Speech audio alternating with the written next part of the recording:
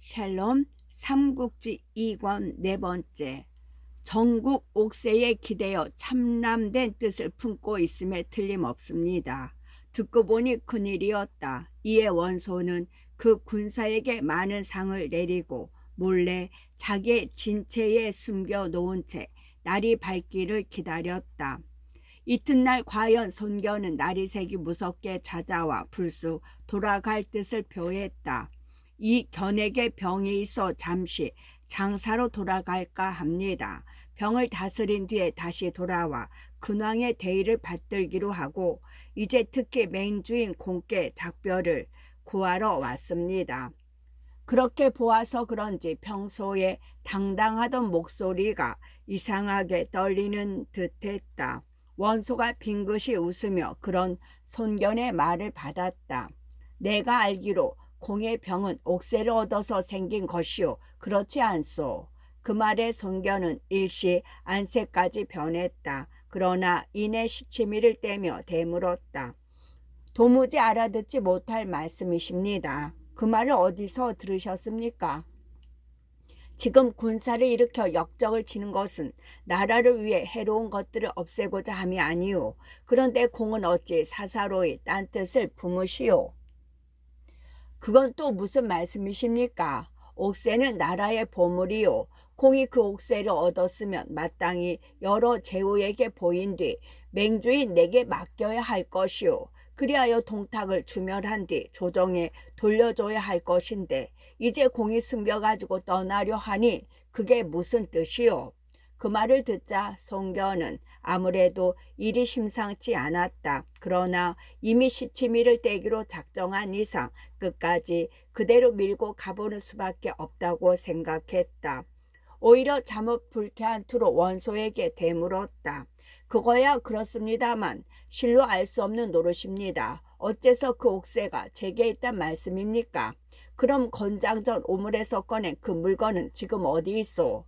원소가 한층 빈정대는 얼굴로 손견을 다구쳤다. 그에 비례해서 손견의 부인도 더욱 완강해졌다. 모르는 일이오. 본래되게 없는 것을 어찌 이렇게 억지로 내놓으라 하시오. 말투까지 거칠게 나왔다. 그러자 원소의 얼굴에서 웃음기가 사라지고 대신 녹이 띤 목소리로 울러댔다. 닥치시오. 빨리 내놓는다면 스스로 화를 면하는 일은 면할 것이오. 그러자 손견은 하늘을 가리켜 맹세하며 소리쳤다. 내가 만약 그 보물을 얻었고 또 사사로이 그걸 감추고 있다면 다른 날 제 명에 곱게 죽지 못하고 칼과 화살 아래 목숨을 잃을 것이오. 손견이 그렇게까지 나오자 아직도 자세한 내막을 모르는 제후들은 절로 손견의 편이 되었다. 오히려 원소를 말려 두 사람의 다툼을 끝내려 들었다. 손문대가 저렇게까지 맹세하니 틀림없이 그 물건을 가지고 있지 않은 듯합니다. 맹주께서 잘못 아신 것이나 아닌지 모르겠습니다. 그렇다면 내 증거를 여러분께 보여드리겠소. 원소는 제후들에게 그렇게 말한 뒤 좌우를 시켜 간밤에 그 군사를 불러오게 했다. 이 사람을 보시오. 우물에서 옥새를 건져낼 때 이 사람이 있었소? 없었소? 손견이 보니 지난밤 건장전 우물에서 궁녀의 시체를 건져낼 때 함께 있었던 자기의 군사였다. 그러나 당황함에 앞서 노기부터 치솟았다. 이놈의 헛소리로 맹주와 나를 이간시키려 드는구나. 주인을 저버리고 도망친 죄만도 큰데 이제 제후들 사이를 이간시키려고까지 했으니 어찌 살기를 바라는 놈이겠느냐. 손견은 그렇게 꾸짖은 다음 칼을 뽑아 그 군사를 죽이려 했다. 그걸 가만히 보고 있을 원소가 아니었다. 참고 있던 노기를 터뜨리며 마찬가지로 칼을 뽑아 손견을 가로막고 소리쳤다. 네가 이 사람을 죽이려 드는 것은 바로 그렇게 입을 막아 나를 속이려는 수작이다. 굳이 이 군조를 베려면 내 검부터 꺾고 가거라. 이때는 원소의 상장인 알량과 문추가 당도한 뒤였다. 주인이 노하여 칼을 뽑는 걸 보자 그들도 각기 칼을 빼들고 원소를 감싸며 손견을 노려보았다. 그걸 본 정보와 황계, 한당 등 손견의 장수들도 가만히 있지 않았다. 마찬가지로 각기 칼을 빼들며 손견의 좌우로 몰려왔다. 자칫하면 동탁을 치기에 앞서 집안 싸움부터 먼저 치를 판이었다. 기주의 용장들과 강동의 맹장들이 칼을 맞겨루고 있으니 어느 쪽이 이길지 실로 짐작조차 어려웠다. 영분도 모르고 그들의 다툼을 보고 있던 제후들은 크게 놀랐다. 어느 편이 이기든 자기들로서는 큰 손실이요 가만히 있는 동탁만 이롭게 할 뿐이라는 생각이 들자 더는 그대로 보고 있을 수만은 없었다. 일제히 싸움 가운데 뛰어들어 말리는데 우선은 손견더러 자기의 진체로 돌아가기를 권했다. 아직 자기들이 본 것만으로는 어느 쪽의 말이 옳은지 알 수가 없어 쉬운 대로 두 사람을 떼어 놓는다는 게 그렇게 된 것이었다. 제후들이 나서서 말리자 손견은 은근히 반가웠으나 더욱 성난 기색을 짓고 한동안을 버티다가 마침내 마지 못한 듯 말 위에 올랐다. 그리고 자신의 진체로 돌아오기 무섭게 명을 내렸다. 모두 진체를 뜯고 강동으로 돌아갈 채비를 하라. 명을 받은 손견의 군사들은 지체 없이 진체를 뜯었다. 손견은 그들을 이끌고 그날로 낙양을 떠나 자기의 근거지인 강동으로 향했다. 그 기세가 얼마나 흉흉한지 가까운 곳에 진체를 버리고 있던 제후들도 말릴 염두조차 내지 못했다. 한편 손견이 군사들이 이끌고 자기의 근거지로 돌아가 버렸다는 말을 듣자 원소는 크게 노했다. 손견에게 옥새를 주어 보내서는 안 된다는 생각에 급히 사람을 뽑아 형주 자사 유포에게 한 통의 글을 보냈다. 지금 강동의 손견이 잠잠된 뜻을 품고 전국 옥새를 갖추어 제 근거지로 돌아가고 있소이다. 공께서는 그 길목을 막으시어 반드시 나라의 막중한 보물을 되찾도록 하십시오. 동탁을 쫓아간 조조가 형량에서 싸워 크게 졌다는 소식이 원소에게 전해진 것은 바로 손견이 떠난 다음 날이었다. 그가 옥새를 가진 줄 뻔히 알면서도 손견을 놓아보낸 일로 심사가 한껏 뒤틀려 있던 원소였으나 역시 맹주로서 할 일은 잊지 않았다. 노여워서 이건 부끄러워서 이건 조조가 낙양으로 돌아오지 않고 멀리 한해에 둔병한 것을 알자 그 사람을 보내 조조를 자신의 진체로 정해드렸다. 조조가 마지못해 가서 보니 원소는 제후들과 함께 크게 술자리를 마련해 놓고 기다리고 있었다. 소년 시절부터의 정분 때문인지 아니면 충분히 뒤를 밀어주지 못해 조조의 패배를 더욱 참담하게 만든 데 대한 맹주로서의 책임 때문인지 조조가 당도한 뒤에도 위로하는 태도가 잠옷 은근했다. 다른 제후들도 어딘가 무안해하는 기색이 엿보였다. 그 때문에 조조는 오히려 격양되었다. 몇 순배 술이 돌자 일어나 큰 소리로 개탄했다. 내가 처음 대의로 일어나 나라를 위해 역적 동탁을 없애고자 할 때 여기 계신 공들 또한 의를 짚어 호응해 오셨소이다. 그동안 우리는 어려운 싸움을 겪었으나 마침내 낙양에 이르렀소. 그런데 뜻밖에도 동탁은 전자를 끼고 장안으로 달아났지만 그 도적을 잡을 길이 전혀 없는 것은 아니었소이다. 처음 이 조조의 뜻은 이러하였소. 먼저 맹주인 원본초께서는 한해의 여러 군사들을 이끌고 맹진과 산조 땅에 머무르시어 역적 동탁에 있는 장안의 동쪽 날개 쭉지를 자르는 것이요. 그 밖에 나머지 제후들도 그 근거지에 따라 한 곳을 맞대 성과 땅을 굳게 지키고 오창산의 근거를 마련한 뒤 환원과 대욕 두 관을 막아 그 험한 요지를 제압해야 할 것이요.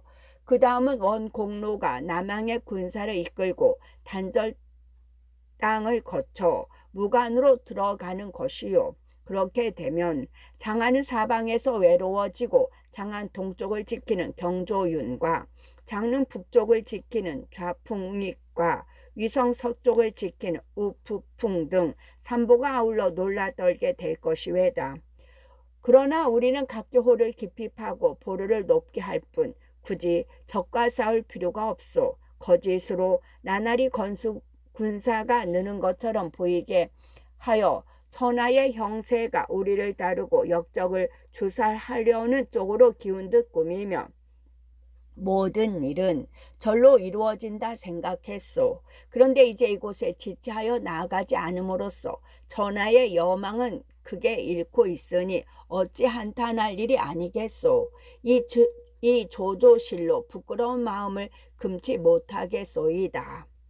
원소이와 모든 제후들이 곰곰 생각해보니 그 같은 조조의 말에 한치의 그릇됨도 없었다. 그러나 또한 조조가 작은 군사를 이끌고 갔다가 얘기만 꺾이고 강동의 호랑이 손견마저 떠나버린 그 마당에서는 이미 소용없게 된 계책이었다. 다시 힘을 모은 데짜 이미 충분한 시간을 번 동탁이 가만히 앉아 당하고 있을 리 만무하였다. 이에 아무도 조조의 말에 응대하지 못하고 어색한 가운데 술자리는 끝나고 말았다. 그러나 그런 말을 한 조조의 참뜻은 지난 허물을 들춰 제후들을 원망하고자 하는 것이 아니었다. 제후들을 격동시켜 늦은 대로 다시 한번 그들을 분기시키고자 한 것이었건만 아무도 따라주지 않으니 생각을 바꾸는 도리밖에 없었다. 이 자들은 모두 딴 뜻을 품은 야심가의 무리거나 내 북소리에 놀라 달려나온 어중이 떠중이에 지나지 않는다. 이들과 무슨 큰일을 이룰 수 있을 것이랴. 조조는 그렇게 단정하고 남은 자기의 군사들을 수습해 양주를 바라고 떠나갔다. 손견에 이어 조조까지 떠나는 걸 보고 공소찬과 유비와 관우 장비를 불러 말했다.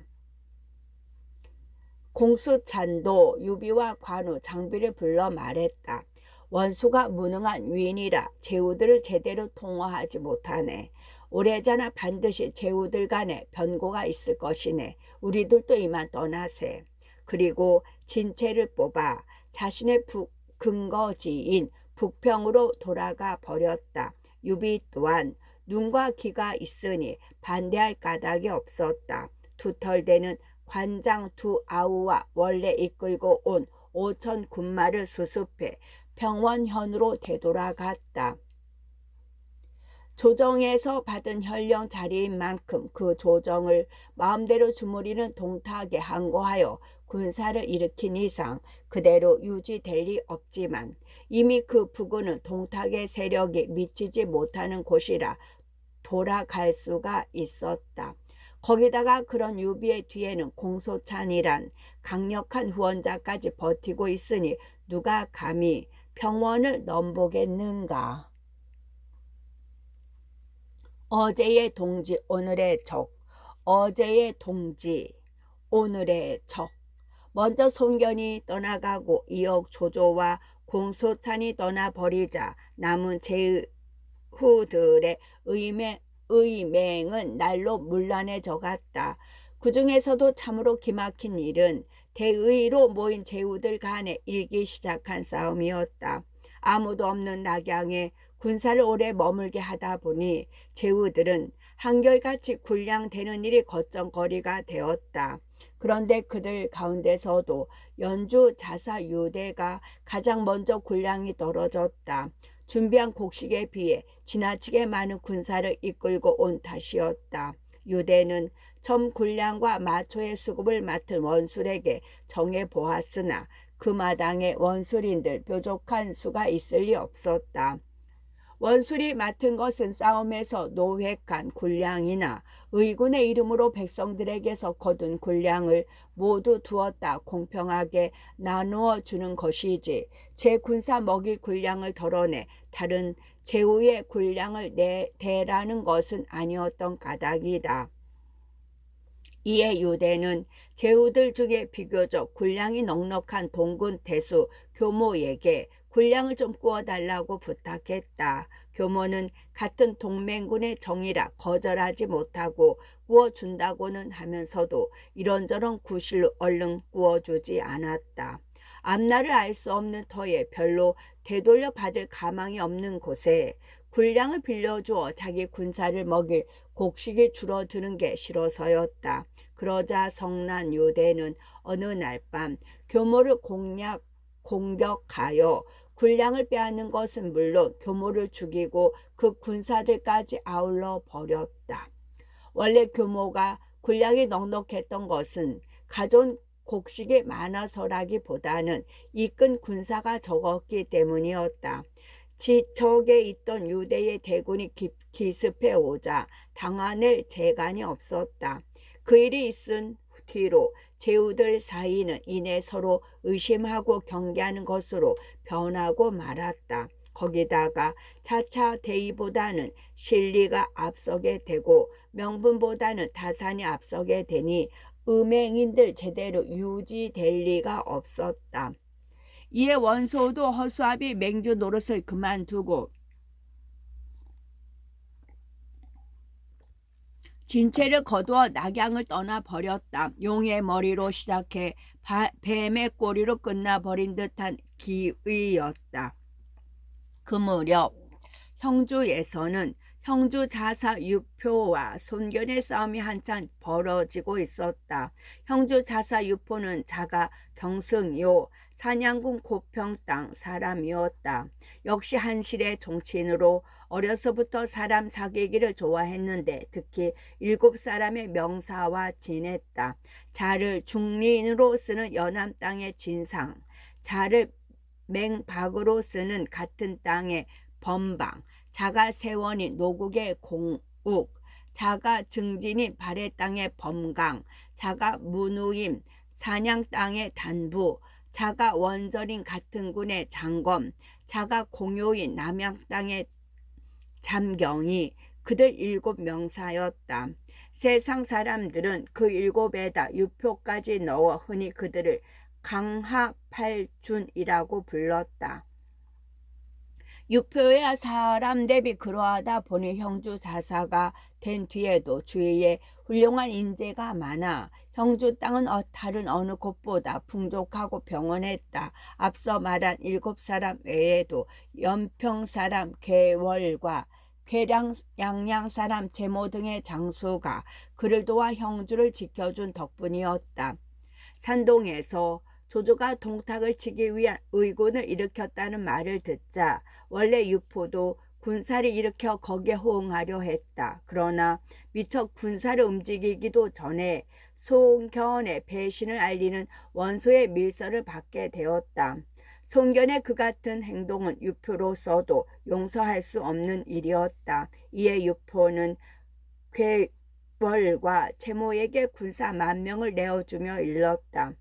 손견이 참남된 뜻을 품고 옥새를 감추어 제 소열로 달아나려 한다 하니 그대들 둘은 그 길을 끊고 그를 사로잡아 옥새를 빼앗도록 하라. 주인으로부터 그 같은 엄명을 받은 괴월과 채모는 그날로 군사를 진발시켜 손견이 지나갈 길목에 진을 치고 기다렸다. 기다린 지 오래지 않아 과연 손견이 그 수와 군사들과 함께 그리로 행군해 왔다. 괴월은 자기 군사들에게 싸울 채비를 갖추게 한 뒤 먼저 말 위에 올라 진문 앞에 나가섰다. 손견이 그를 알아보고 큰 소리로 물었다. 괴 영탁은 어찌하여 군사를 이끌고 내가 가는 길을 막는가? 너 또한 한나라의 신하가 아니냐? 그런데 너야말로 어찌하여 사사로이 나라의 보배인 옥새를 감추고 도망치는가? 어서 그걸 내놓아라. 그러면 너를 돌아가게 놓아주겠다. 괴월이 제주인 유포에게 들은 대로 씩씩하게 대꾸했다. 그 말을 듣자 손견은 불같은 성미가 일었다. 대답 대신 곁에 있는 황계에게 영을 내렸다. 황공복은 개처럼 지저대는 저자의 목을 가져오라. 그러자 황계는 기다렸다는 듯이 쇠채찍을 휘두르며 말을 달려나갔다. 괴월도 지지 않고 칼을 춤추며 마주쳐 왔다. 이어 둘은 불똥을 튀기며 어우러졌지만 싸움은 기대한 만큼 길지 못했다. 몇 합 되기도 전에 황계의 쇠채찍이 개월의 호기경을 치며 쨍그랑 새소리를 냈다. 그러자 거기에 무슨 타격을 받았는지 아니면 황계의 채찍 솜씨에 겁을 먹었는지 개월이 갑자기 말머리를 돌려 달아나기 시작했다. 황계가 그런 개월을 뒤쫓고 손견도 승세를 탄 군사를 휘몰아 유포의 군사들을 덮쳤다. 유표의 군사들은 변변히 대항조차 못하고 달아나는 저희 대장을 뒤쫓을 뿐이었다. 그리하여 손견의 군사가 형주병들에 의해 막혀 있던 길목을 거의 벗어났을 무렵이었다. 호련히 산 뒤에서 북과 징소리가 울리며 유표가 친히 군사를 이끌고 나타났다. 임지가 서로 가까울 뿐만 아니라 유포가 워낙 인근에 신망이 두터운 사람이라 손견도 전부터 그를 알고 있었다. 어쩌면 싸우지 않고도 길을 빌 수 있을 것 같다는 생각으로 손견은 말 위에서나마 존경의 예를 보이며 유포에게 큰소리로 말했다. 경승께서는 어찌 원수의 편지 한 장만 믿으시고 이웃군을 이렇게 핍박하시오. 그러나 유포의 표정은 엄하기만 했다. 네가 전국 5세를 숨겨가니 장차 역적질이라도 하겠단 말이냐. 그 말에 손견은 이미 낙양에서 한 차례 효험을 본 적이 있는 맹세를 되풀이했다. 만약 내가 그 물건을 가지고 있다면 칼과 화살 아래 죽을 것이요.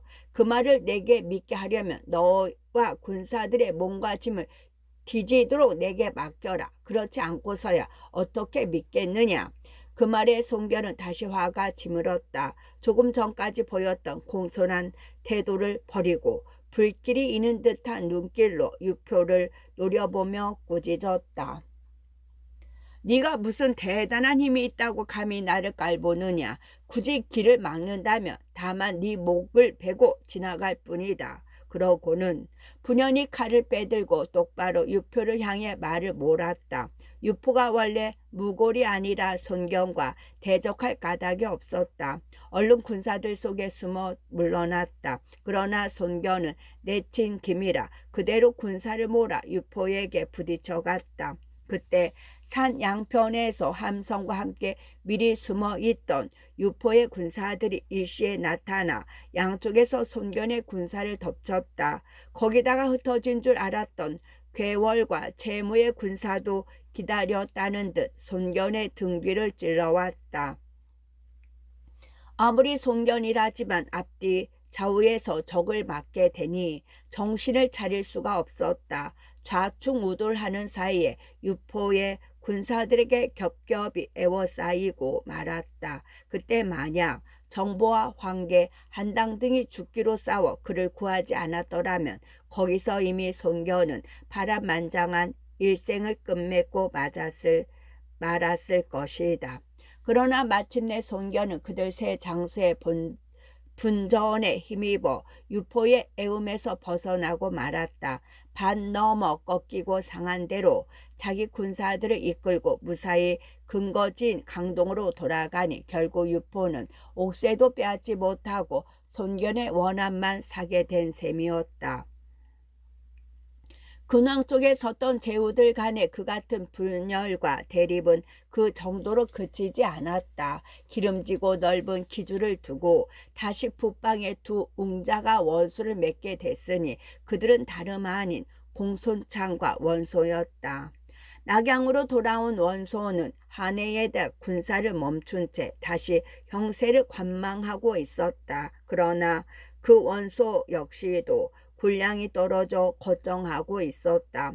동탁이 낙양을 불태우고 백성들을 흩어버리는 바람에 그곳에서 쌀 한 톨 얻지 못했을 뿐만 아니라 명색 의군으로서 함부로 약탈할 수도 없으니 실로 난감한 일이었다.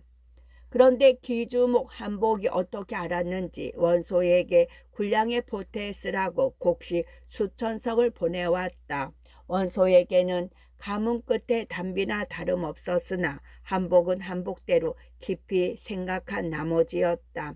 다름 아닌 북쪽의 공소찬 때문이었다. 공소차는 동탁을 치기 위해서란 명목으로 힘을 기르고 있지만 언제 나무로 내려와 기주를 덮칠지 알 수 없었다. 이에 한복은 그때를 대비해 미리 원소의 환심을 사두려 했다.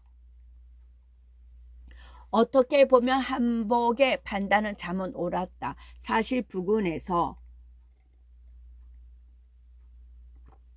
공소찬에 대항할 만한 세력이 있다면 그것은 원소뿐이었다. 거기다가 원소는 4세 5공의 후예이니 만큼 불의하게 남의 땅을 삼키려 들지도 않을 것 같았다. 하지만 그 같은 믿음이 바로 한복에 돌이킬 수 없는 몰락을 가져올 줄이야. 원소가 한복이 보낸 곡식을 반가워하고 있을 때 그의 모사 봉기가 가만히 원소에게 권했다. 대장부가 전하를 종행하면서 어찌 남이 보내주는 곡식을 구구하게 얻어먹고 지낼 수 있겠습니까? 구주는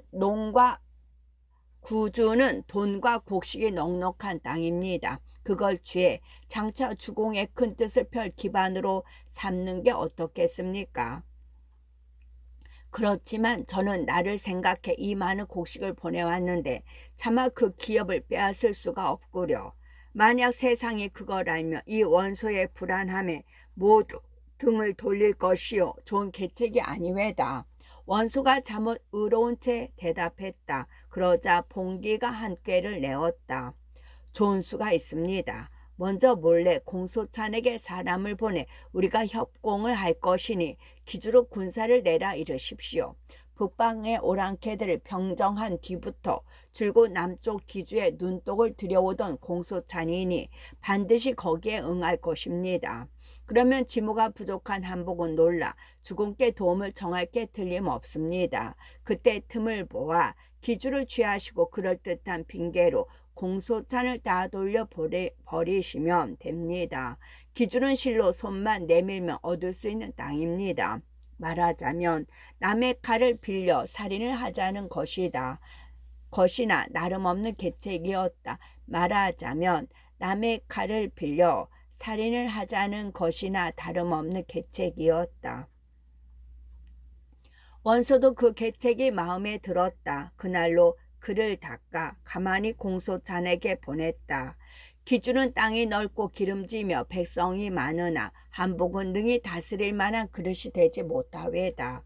먼저 공손태수께서 동북으로 기주로 군사를 내시면 저도 서남으로 협공을 하겠소이다.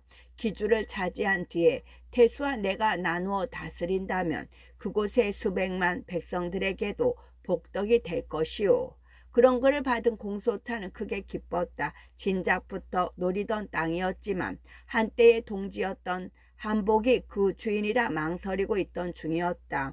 그런데 바로 그 동맹군의 맹주였던 원소가 거들겠다니 더 망설일 필요가 없었다. 세상 사람들의 욕을 먹어도 원소가 더 먹을 것이고 한복의 원망을 들어도 원소가 더 들을 것이기 때문이었다. 이에 공소찬은 원소의 속마음도 모르고 밀서를 받은 그날로 크게 군사를 일으켰다. 그러나 아직 기주로 군사를 들이기도 전에 소문이 먼저 기주목 한복의 귀에 들어갔다. 원소가 다시 몰래 사람을 보내 공소찬이 군사를 일으킨 일을 한복에게 알려준 탓이었다. 짐직대로 한복은 크게 놀랐다. 곧 모사인 순심과 신평 두 사람을 불러놓고 걱정을 늘어놓았다. 걱정했던 대로 공소찬 그놈이 우리 기주를 취하려고 한다고 원본초가 알려왔소. 장차 어떻게 하면 좋겠소. 그런 한복의 말에 순심이 나섰다. 공소찬이 연과 대의 군사를 이끌고 쳐들어오면 지금 우리로서는 그 예봉을 당할 길이 없습니다. 거기다가 평원에서 힘을 기르고 있는 유비와 관장 두 아우도 공소찬의 사람이니 그들까지 합세하면 더욱 막기 어렵습니다. 아무래도 원소에게 의지하는 수뿐입니다. 원소는 지혜롭고 용맹하기가 남다른 데다 그 아래에는 뛰어난 장수들이 아주 많습니다. 장군께서 원소에게 함께 이 기주를 다스리자고 정하시면 원소는 반드시 달려와 장군을 도울 것입니다. 거기다가 원수는 덕망이 있고 또 장군께 군량까지 얻었은 일이 있으니 장군을 대함에 결코 소홀함이 없을 것입니다. 그렇게 되면 공손찬 따위는 근심할 필요가 없습니다. 어리석은 한복이 들으니 꼭 그럴듯한 꾀였다. 곧바로 별가인 관순을 보내 원소에게 도움을 청하게 했다. 장군, 그래서는 아니 됩니다. 관순이 명을 받고 막 떠나려고 할 때 한 사람이 나서서 크게 소리쳤다. 한복이 보니 장사로 있는 경무란 자였다. 이미 원소에게 의지하기로 마음먹은 한복은 못마땅한 눈길로 경무를 보며 물었다. 그게 무슨 뜻인가? 원수로 말할 것 같으면 외로운 나그네요. 그 군사는 줄이고 헐벗은 무리입니다. 우리만 바라보고 있는 저지인이 비웃건대 품 안에 어린 것과 다름없습니다. 젖을 주지 않듯 군량만 대어주지 않으면 절로 망할 그에게 무엇 때문에 우리 기주를 맡기려 하십니까? 그를 불러들이는 것은 양떼 속에 호랑이를 넣는 것이나 다름없는 일입니다. 아무쪼록 깊이 헤아려 행하십시오. 끝.